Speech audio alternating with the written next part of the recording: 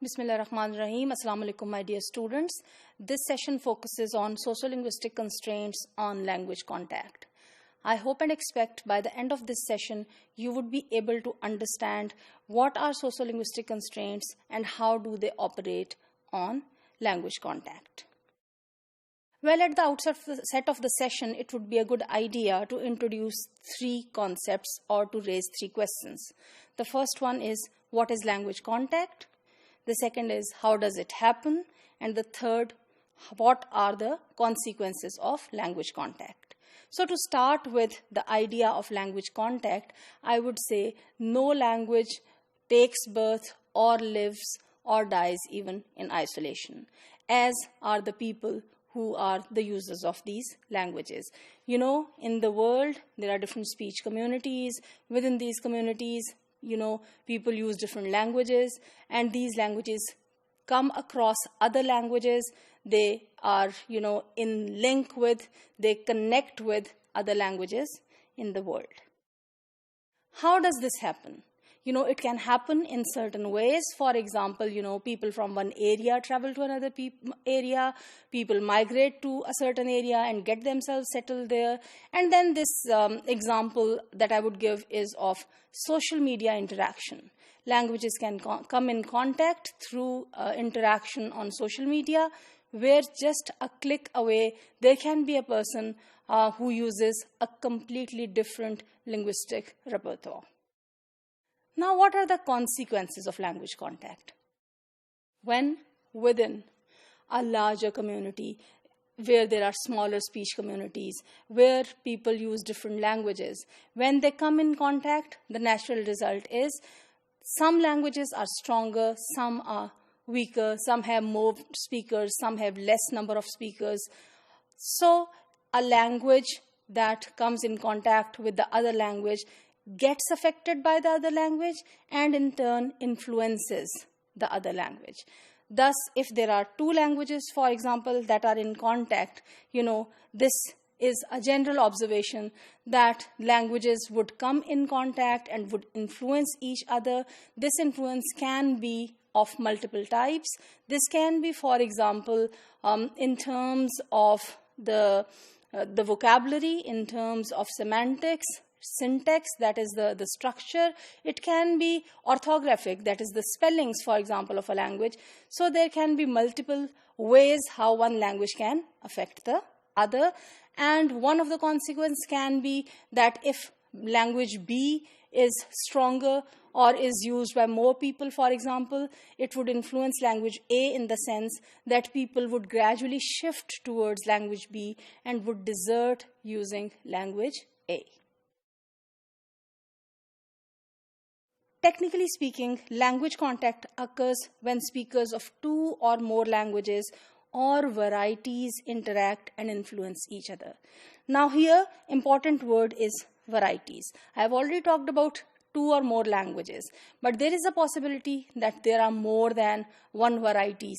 For example, in case of English, if we talk of Pakistan, for example, the exposure to English language was through the colonial experience, and that is a British variety. But today, through internet and social media, the exposure to other varieties, especially the American variety, has a lot of influence. The study of language contact is also called contact linguistics because the area of study is so important and so significant that it has emerged as a separate discipline. Well, my dear students, politically sometimes unrelated languages that are typical of Creole language formation, they also come in contact. We also look at a variable spreading due to contact between different varieties of English. And how this contact takes place, one language has a set of variables that are stably operated within that language. There are certain sociocultural factors, there are certain linguistic factors, they operate in a certain way, and thus the system of a language works in a particular community or society.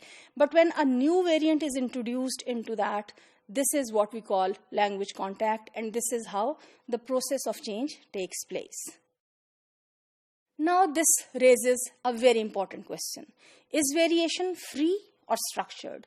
Well, if we think of times before 1960s, actually the Western linguists generally had a feeling that there are some cases where this variation is free and it is unconstrained, which means there are no rules as such for that.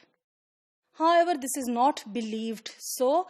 Today, what is believed is that there are certain constraints or restrictions on this contact. It is not a free contact, and apart from the principle of localization, there are many other principles that operate. Now, what are they? A constraint relates to the aspect of space. Another constraint is concerned with speaker's attitude. So, the first one, the space, how far a language is used, in how many regions, in which parts of the world, etc.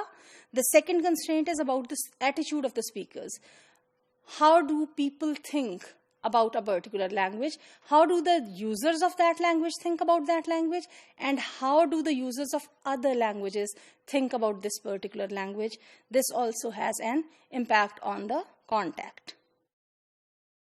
Another constraint is of social factors. There are certain social factors. For example, if we, talk of language A and language B, it is a possibility that more social privilege or, status is attached to language B.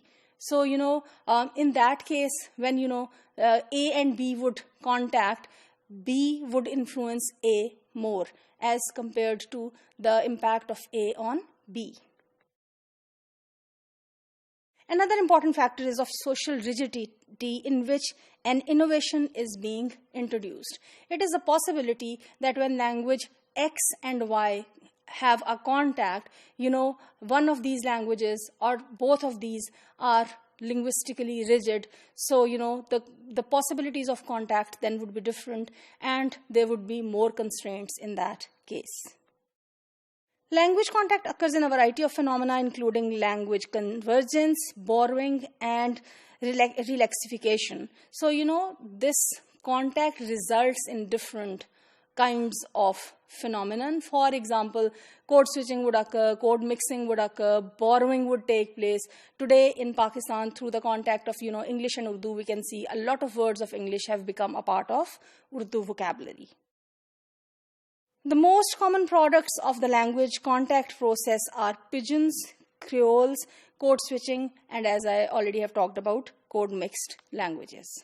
Well, my dear students, if you look at the screen, here are some of the outcomes of language contact. What you can see is language X here meets language Y.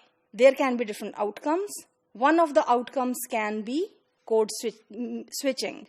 What is code switching? Where people would use both the languages X and Y and they would switch from one language to the other. For example, talking to a friend using one language and talking to a professor another language.